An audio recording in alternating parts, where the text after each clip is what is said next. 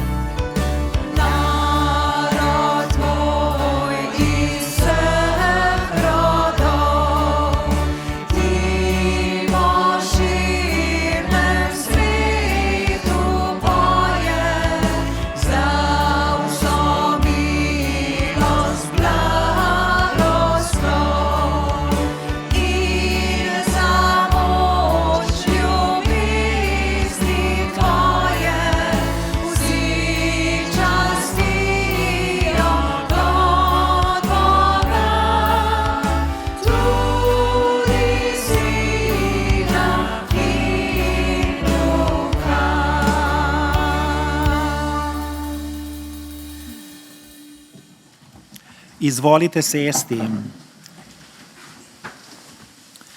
Biblično vodilo je iz Evangelija po Janezu, 1. poglavje, 17. vrstica. Postava je bila namreč dana po Mojzesu, milost in resnica pa je prišla po Jezusu Kristusu. Prisluhnimo še besedam psalma 67. Bog naj nam izkaže milost in nas blagoslovi. Naj razjasni svoje obličje med nami, da na zemlji spoznajo tvojo pot, med vsemi narodi tvoje odrešenje. Naj se ti ljudstva zahvaljujejo, o Bog, naj se ti zahvaljujejo vsa ljudstva, naj se veselijo in radujejo narodi, ker sodiš ljudstva pošteno, vodiš narode na zemlji. Bog nas blagoslavlja, naj ga častijo vsi konci zemlje.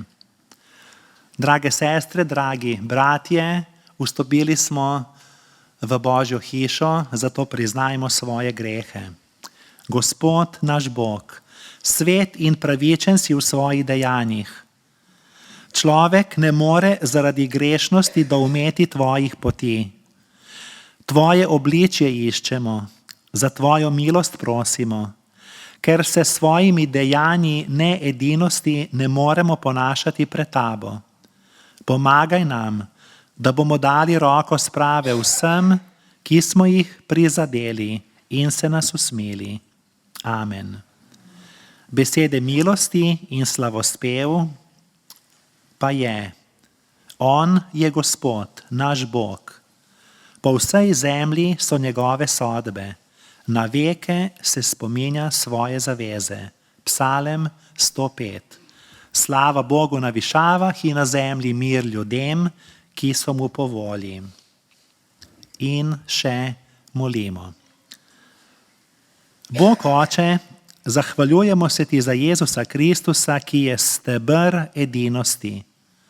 Naj se porušijo vse pregrade, ki razdvajajo in rojevajo spore in bolečine, saj je en Gospod, ena vera, en krst, en Bog in Oče vseh. Prosimo te za spravo in mir med cerkvami in religijami. Odpusti nam, ker smo svojo razdeljenostjo v pohujšanje svetu, namesto da bi svet po naši medsebojni ljubezni spoznal, da smo tvoji učenci. Daj, da bi se ljubili kakor otroci iste matere. Daj nam pogum, da se bomo uprli krivicam, zlorabam in sovraštvu, ki temeljijo na rasi, razredu, spolu, veri in strahu pred tistimi, ki so drugačni od nas. Ti slišiš ihtenje svojega ranjenega stvarstva in jok vseh, ki trpijo zaradi podnebnih sprememb in vojn. Naj v vsakem človeku vidimo Kristusa, planet Zemljo pa kot skupni dom. Amen. Pesem, ki pravi: jezikov 1000 naj slavi Boga, nas vabi k poveličevanju stvarnika.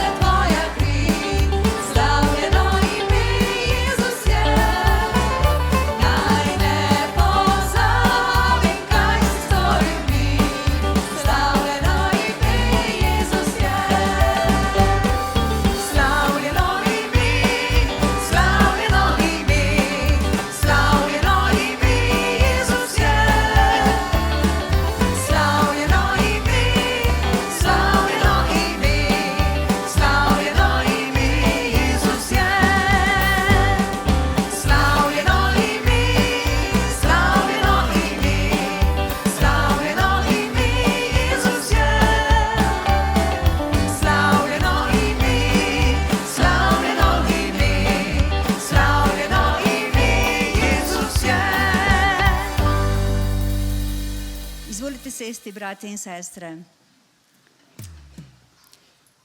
Berilo za današnje bogoslužje je iz pisma lista Hebrejcem, 13. poglavje, 20 do 21 in pravi: Bog miru, ki je od mrtvih privedel našega Gospoda Jezusa, ki je po krvi večne zaveze veliki pastir ovc, naj vas izpopolni v vsem dobrem, da boste izpolnili njegovo voljo. Kar mu je po volji, naj v vas uresniči po Jezusu Kristusu, ki mu bodi slava na veke vekov. Amen.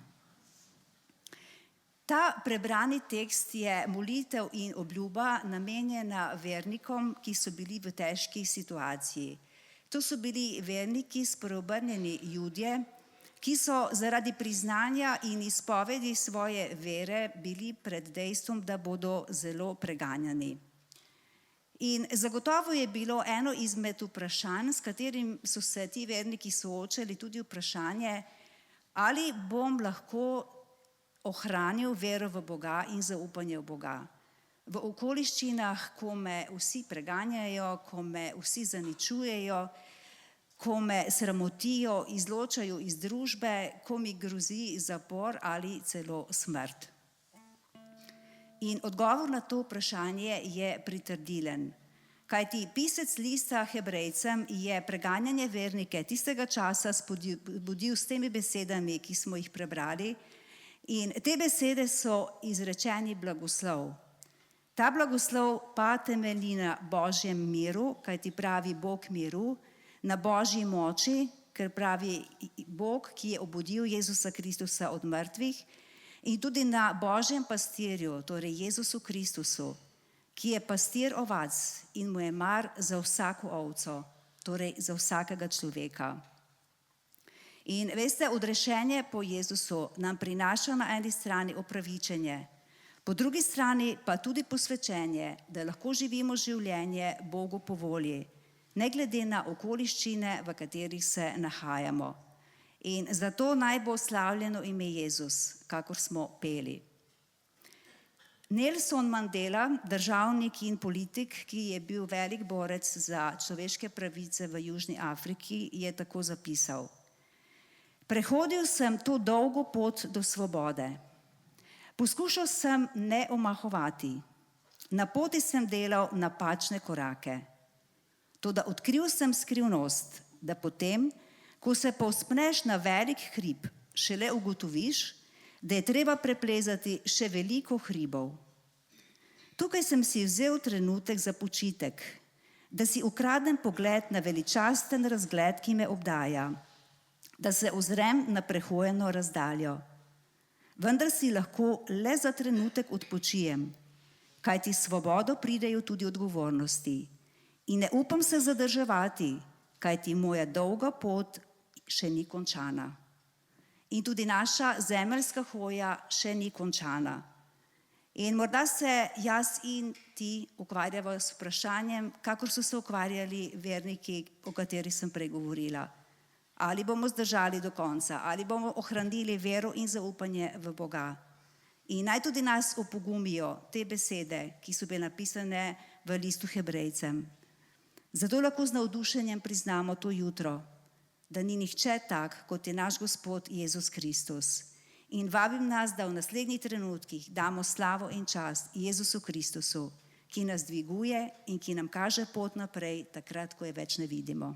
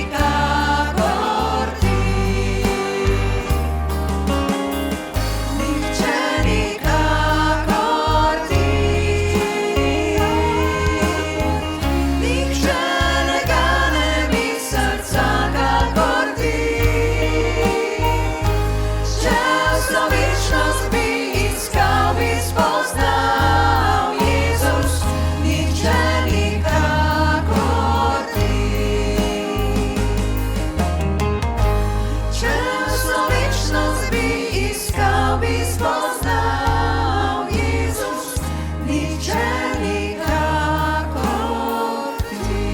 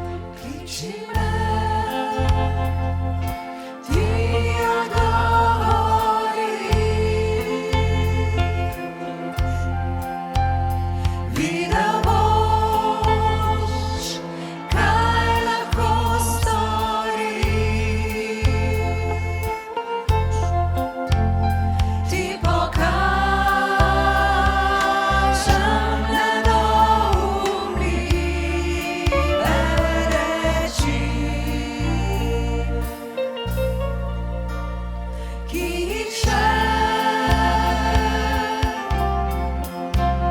ne poznaš, Bog sem čudežen.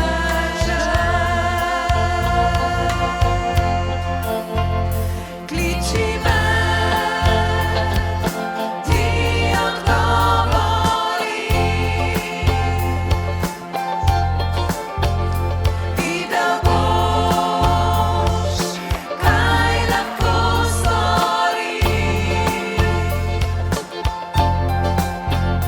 Ti pokažem nedoumljive reči, ki še ne poznaš, Bog sem čudežen. Kliči me, ti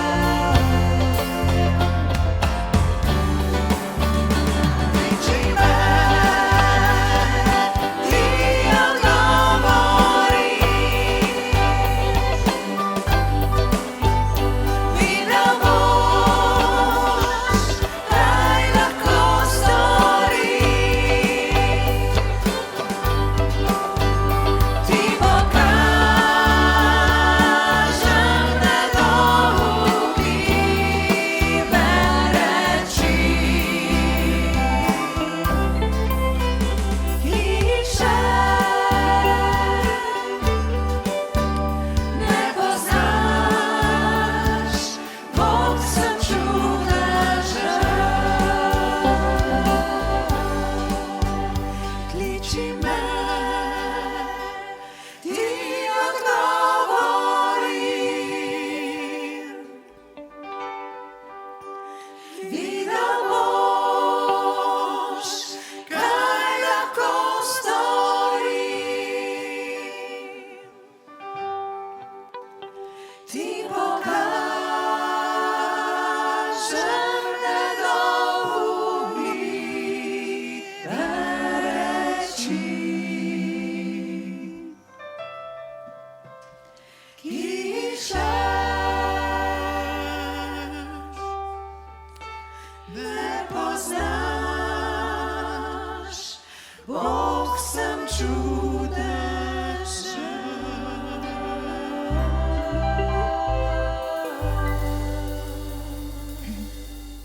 Hvala ti, Jezus, da lahko kličemo tvoje ime v vsakem trenutku. In hvala ti, da nam tvoje odrešenje zagotavlja, da vztrajamo v veri in zaupanju vate. Zato naj bo slavljeno tvoje ime, Jezus Kristus. Amen.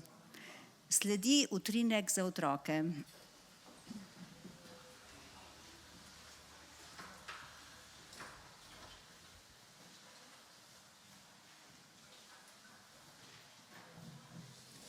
Otroci, utrinek za otroke in za malo starejše otroke. Komaj čakamo, da pridemo v nedeljo v cerkev, da vidimo, kaj bomo na novo prinesli kot material, gradivo, o čem se bomo pogovarjali. Le pridite tudi od zgoraj, z galerije. Nekaj posebnega sem pripravil danes za vas in sicer imam kaj? Dežnik. Kako rečemo še temu? Marela. Kako se reče po angleško? Kišobran. Kišobran, ja. Na hrvaškem. Kako po angleško? Ja, tako. Pa še znamo kak jezik, kako francosko? No, ste slišali? Še kdo zna, kako reči? Prosim. Tako? Še kak jezik, kdo zna, kako bi rekli, dežnik? Aha, tako, lepo. Špansko, kako? O, vidite, koliko besed smo se naučili in novih besed slišali. In kaj moramo zdaj narediti? A ta marela, to marelo je pa meni prijatelj prinesel, podaril. Gobarsko društvo Novo mesto. 1978. Kaj moramo narediti, da marelo lahko uporabimo? Zdaj pada dež in jaz takole hodim z marelo. Sonce je, vroče mi je, opeka je, sončna in ne odprem marele. Kaj moram narediti? Torej, odpreti marelo. No, da vidim, če mi bo tole šlo. O, ta je nekam zelo velika. Gobarsko društvo Novo mesto, tako veliko marelo imajo. Kaj vas spomni, na kaj vas spomni dežnik? Na marsikaj. Na gobo, bravo. Na gobo, ja? Tako, na gobo. No, dežnik pa uporabljamo za kaj? Ja, da se zaščitimo pred dežjem. Še pred čim? Ti povej. Pred soncem. Pred soncem, ja, tako. Pred strelami ne vem, kako bi fiziki rekli na to.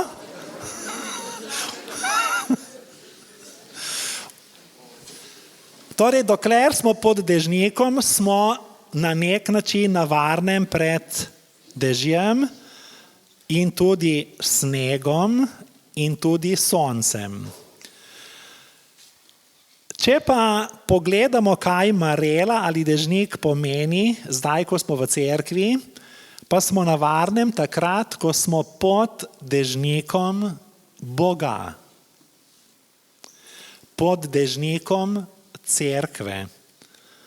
Pod dežnikom družine. Družina je tudi en tak dežnik.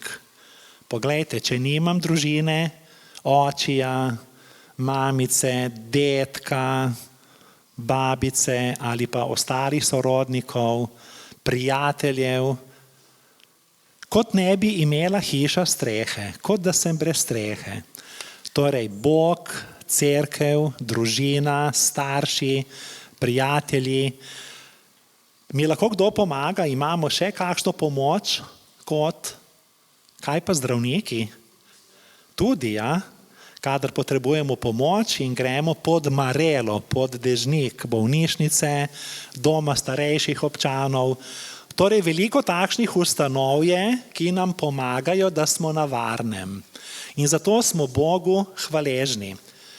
Kadarkoli boste odprli dežnik, vi imate seveda drugačne, vesele, barvite, velike, majhne, se spomnite vsega tega, kar smo zdaj slišali pri utrinku za otroke. Zdaj bi pa prosil, da še poskusite sami priti pod ta dežnik.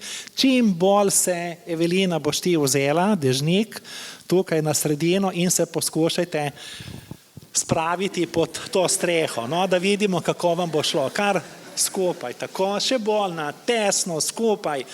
Torej, ko pa je dežnik premajhen, pa moramo imeti večji dežnik in ko nam zmanjka prostora, torej Bog je pa tako velik dežnik, da nikoli ne zmanjka prostora za vse nas, za vse človeštvo, za vse vesolje. Hvala Bogu za dežnik in hvala Bogu za vse to, kar smo danes slišali.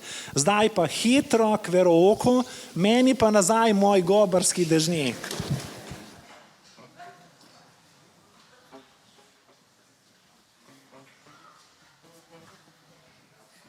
Mi pa bomo imeli priložnost darovati v dežnik kolekte naše prostovoljne prispevke.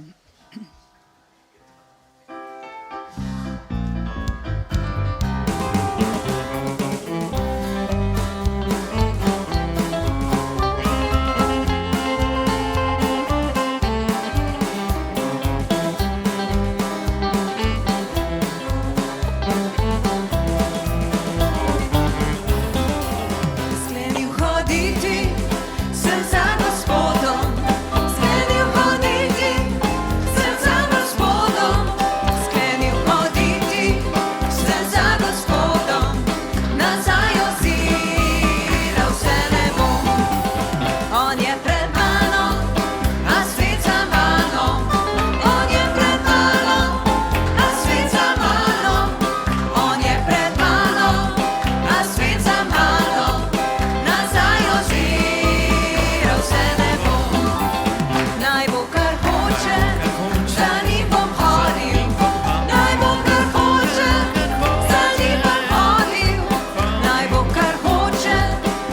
njim bom hodil, nazaj oziral se ne bom.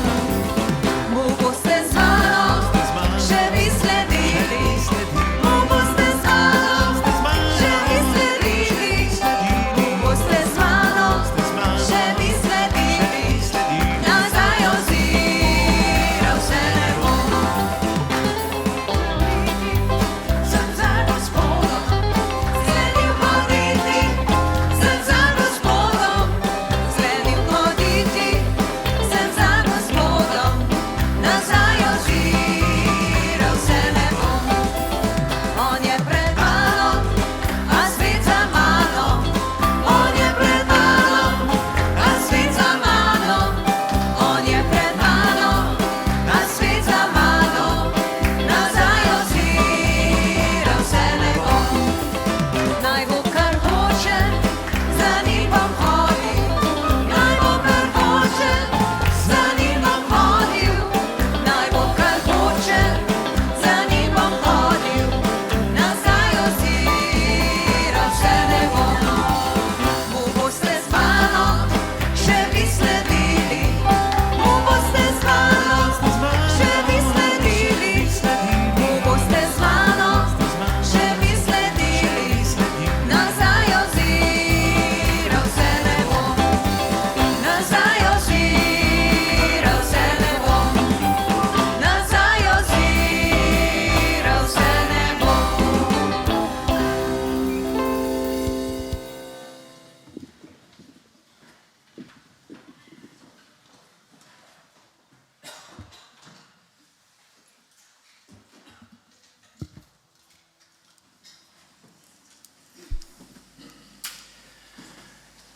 V imenu Boga Očeta in Sina in Svetega Duha. Amen. Drage sestre, dragi bratje, dobro je biti pod dežnikom cerkve, dobro je biti pod Božjim dežnikom. In prečudovito je videti mlada srca, kateri pridejo od spredaj, da se naučijo nekaj novega. Delajmo na naših otrocih, kajti naši otroci so naša prihodnost.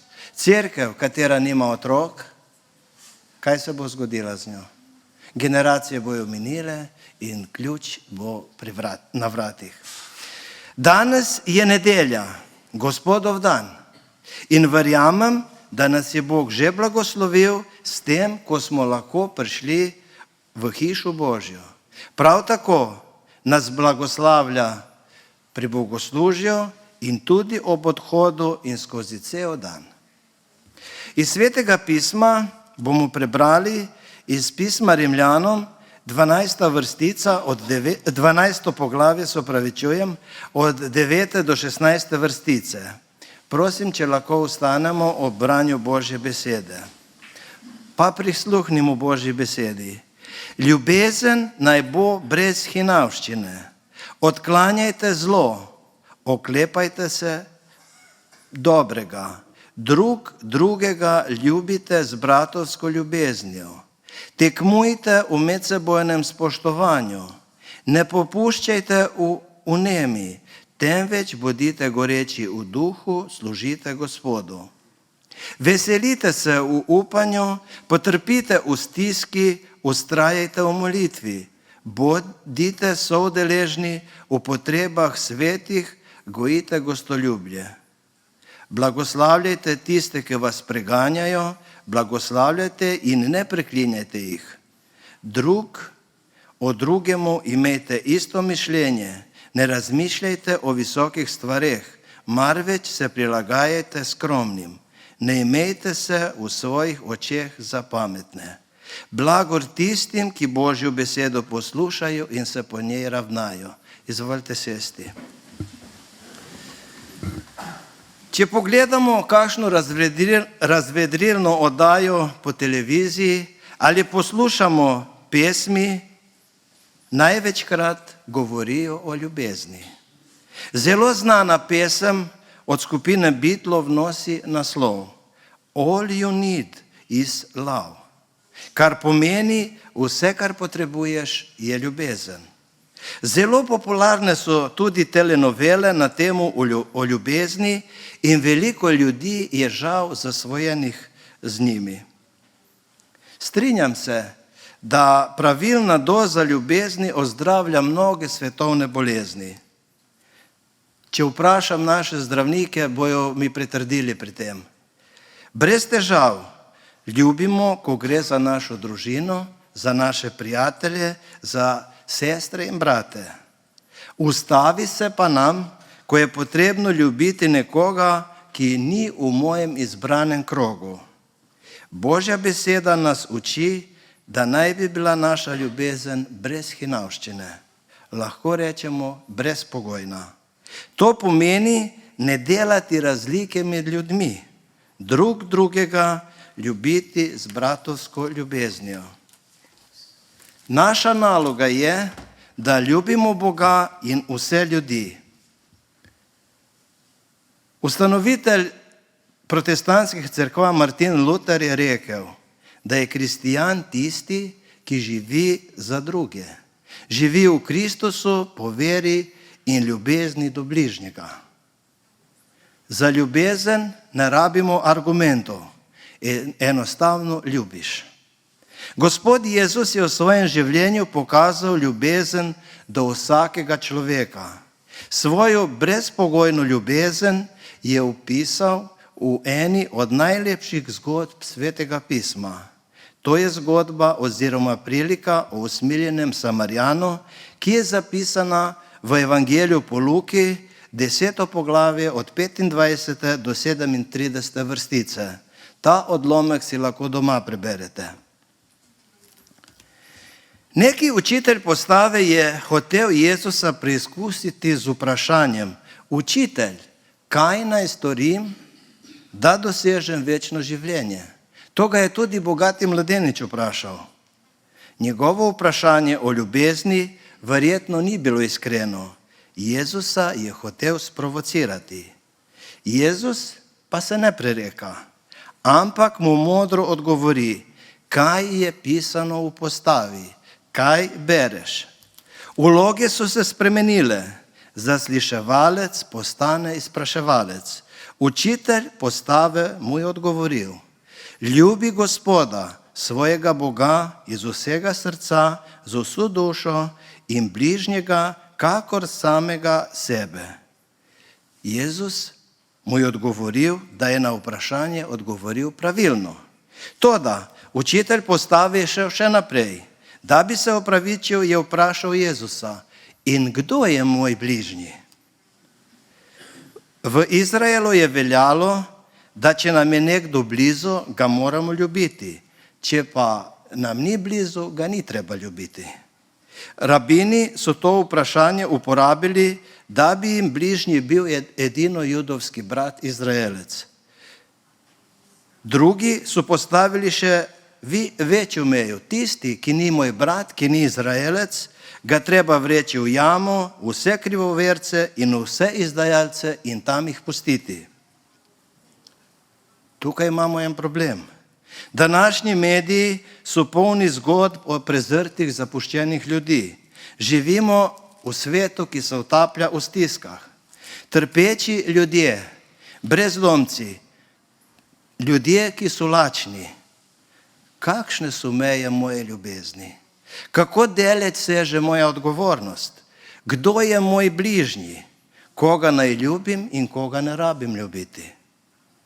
Ta odgovor najdemo v že omenjenem odlomku o usmiljenem Samarijanu.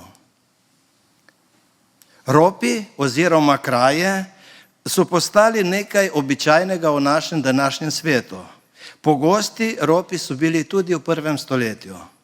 Pot od Jeruzalema do Jerihe je bila dolga 20 kilometrov in imenovala se je tudi krvava cesta. Groba, naključna, suha, prazna, izolirana, cesta je bila priljubljena med tolpami in tatovi. V času, ko je bilo potovanje zelo zapleteno, je pot do Jerihe bila še bolj zapletena. Zgodba je resnična, scenarij je znan. Človek Žid je na tej poti padel v roke krutih ljudi. Bil je oropan, ostal je gol, pretepen na nitki življenja. In pride duhovnik. Duhovniki v tistem času so služili v templju izmenično po rotaciji. Mnogi niso živeli v Jeruzalemu, ampak v drugih krajih. Nekateri so tudi živeli v Jerihi. Hodil je, spuščal se je proti Jerihu. Verjetno je bil na nek način vključen v tempelj, v tamkajšnje bogoslužje. In nenadoma zagleda judovskega brata v mlaki krvi, kako umira. Reakcija je instinktivna. Gre mimo. Ne, on je duhovnik. Stik s trupli bi ga uničil. Ritual čiščenja terja čas in energijo. Preveč zapleteno. Verjetno bi se moral vrniti v Jeruzalem in se posloviti od svojih načrtov. Mogoče se ne počutite dobro, ko prestopite na drugo stran, vendar je na drugi strani veliko bolj varno. In seveda, drugi so bolj usposobljeni. On je duhovnik, ne bolničar. In najboljša alternativa je, da se ne umeša. Kdo ve, mogoče mu naredi še slabšo situacijo. Naj mu pomaga kdo drug, ki je bolj usposobljen. Naslednji popotnik, ki je prišel mim, pa je bil Levit. Tudi on je služil na bogoslužju v templju. Tudi on gre naprej, po drugi strani. Mogoče ga je bilo strah, mogoče se je bal, da se umaže, ali pa, da ne bi mogoče bil sokrivec. Tudi on je šel mirno naprej. Mogoče pomislimo, kako so to slabi ljudje, brez usmiljenja. Ne, ampak to so bili ljudje, ki so bili zaposleni z drugimi rečmi in s tem, ko bi pomagali ranjenemu, bi se porušila njihova rutina, njihove obveznosti. Oni so imeli druge prioritete. Ali se mogoče najdemo v tej priliki? Se nam je kdaj zgodilo, da nas je kdo prosil za pomoč, mi pa upamo, da nam ni treba to storiti in da bo Bog poslal koga drugega. Ne jaz, ne zdaj, ne tukaj. Imam nekaj drugega na sporedu. Zmoti moj dnevni ritual. Jezus ne bi bil Jezus, če ne bi šokiral. On vedno šokira in vedno vse postavi na glavo. Pridemo do nenadnega preobrata. Po isti poti je šel tudi Samarjan. Vemo iz zgodovine, da Samarijani niso bili spoštovani iz strani Judov. Bilo je nepredstavljivo. To so ljudje, ki so skrunili tempelj, izkrivili zakon, veliko hudega naredili. To je nemogoče. V židovski zgodovini junak je Samarjan. To je nepredstavljivo. In ta Samarjan ne gre mimo. Ni narod ali narodnost tista, ki bi morala približati človeka v stiski, ampak sočutje in ljubezen. Ne vidi ničesar, česar drugi niso videli. Čuti pa nekaj, česar drugi niso občutili. Ranjeni popotnik se mu je zasmilil. Te besede se v evangeliju uporabljajo v zvezi z Jezusom, vzorom sočutja in ljubezni.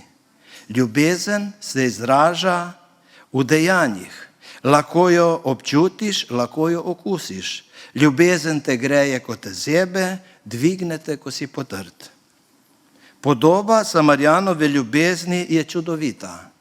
Preveže mu rane, poliva ga z oljem in vinom, prav tako sigurno ni imel kompleta prve pomoči sterilne gaze. Ti povoji so verjetno bila njegova oblačila, narezana na trakove. Za tako dejanje v tistem času je bil potreben velik pogum. Samarjan, tujec iz sovražnega naroda druge vere, se ustavi in naredi dobro delo. Pripeljal ga je v gostilno, pa še plačal in odšel. Tukaj se naša zgodba konča. Začne se pa lekcija za nas. Kdo je moj brat? Moj sočlovek, sobrat, ni samo judovski brat, ni samo evangeličanski brat, ni samo slovenski brat. Moj sočlovek je tisti človek, ki je v stiski in čigar potrebu jaz vidim. Moj sočlovek je lahko žal tudi moj največji sovražnik. Če bi bil, poslušajte tole, če bi bil ta Jud, ki je bil ranjen, bil zdrav, bi najverjetneje pljunil v obraz in raje umrl tam, kot da bi pustil, da mu Samarijan pomaga. Moj sočlovek je lahko tujec, ki pride k meni po pomoči. Pomagati njemu me mogoče bo kostalo nekaj denarja in časa. Verjetno se ne bo mogel nikoli oddolžiti. Takšnega človeka srečuješ po naključju, ne po dogovoru. Pomagati nekomu pogosto vključuje veliko tveganje. Naša naloga ni, da definiramo, kdo je oseba v potrebi, ampak da taki osebi pomagamo po svojih močeh. Vsi so videli isto, toda samo eden je čutil drugače. Postavlja se nam vprašanje, kakšne so meje moje ljubezni? Ali mi je res mar za ljudi okoli mene? Ljubezen nas mora popolnoma osvojiti. Ko vidimo človeka v stiski, daleč od doma, tujec, taka oseba potrebuje toplo besedo, topel obrok, besede podpore. Z eno besedo ljubezen. Ljubezen, ki jo vidimo na delu, ima veliko moč. V tem dogodku so opisane 3 vrste ljudi, 3 različni odnosi. Prva kategorija je tisti, ki razmišlja takole: kar je tvoje, je moje. Takih ljudi je danes veliko. To je kategorija roparjev, ki vzamejo vse, kar imaš. Takšni ljudje zbirajo zase in vzamejo od drugih. Tak človek je bil žal tudi med Jezusovimi učenci po imenu Juda. Judov življenjski moto je bil: ne bo škodilo 30 srebrnikov v žepu, imel bom dobro prihodnost, kruha na mizi in še kaj se bo našlo. Nič ne bo narobe, če jim povem, ki je Jezus, če ga izdam, saj on Božji sin se bo sam rešil. Jaz pa bom za nekaj časa priskrbljen. Gledal je za svojo korist. Druga kategorija ljudi je pa sledeča: kar je moje, je moje. Verjetno v tej kategoriji spadata duhovnik in levit. Ni vam treba dati, kar je vaše. Delal si za to, kar imaš. Zakaj bi me skrbelo za drugega? Z nikomur se ne obadam, nikogar ne kradem, a v moje življenje se ne sme nihče vtikati. Če je kdo bolan, ga ne obiščem, ker verjetno potrebuje mir. Pustil ga bom, da počiva. Če kdo potrebuje denar, to je Bog že dopuščal, se bo ta človek sam znašel. Ko se nekdo zmoti, ni moja naloga, da ga popravljam. Bolje, da sem tiho, da ne bom pokvaril odnosa z njim. Ljudje najdemo vedno izgovor, da lahko opravičimo sami sebe. Tretja kategorija ljudi je pa sledeča: kar je moje, je tvoje. Samarijan je imel tako držo. Ko to rečem, ne rečem, da vse, kar imamo, moramo dati drugim. Toda s tem, kar imamo, se lahko nagnemo k drugim, ki so v stiski. Obstaja en pregovor, ki sem ga prebral, ki pravi takole: če slonu pade malo hrane, medtem ko nese v usta, je te hrane dovolj za 1000 mravelj. Velikokrat je tisto, kar se tebi zdi malo, nekomu dovolj. Usmiljeni Samarijan ni naredil veliko, naredil je pa dovolj. Ni nakazal svojega denarja, svojega računa na račun pretepenega. Naredil je prav toliko, kolikor je lahko. Danes pravijo nekateri ljudje, da si nor, če narediš kaj takega. Živeti za druge ni lahko. Živimo v materialističnem svetu, ko cel teden trdno garamo za nekaj denarja, ki ga nekateri žal uporabljajo v soboto zvečer.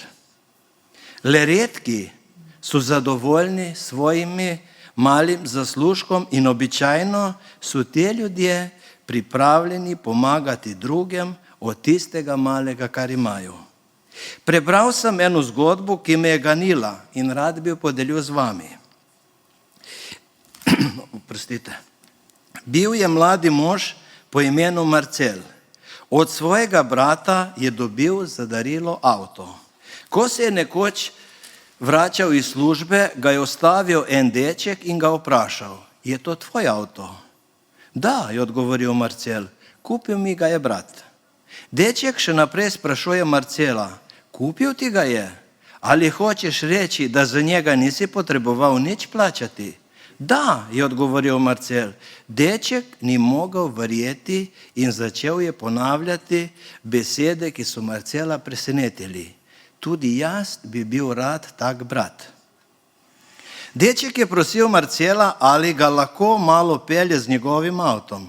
Marcel je pristal in ko so se peljali mimo dečkove hiše, ga je prosil, če lahko ustavi in malo počaka.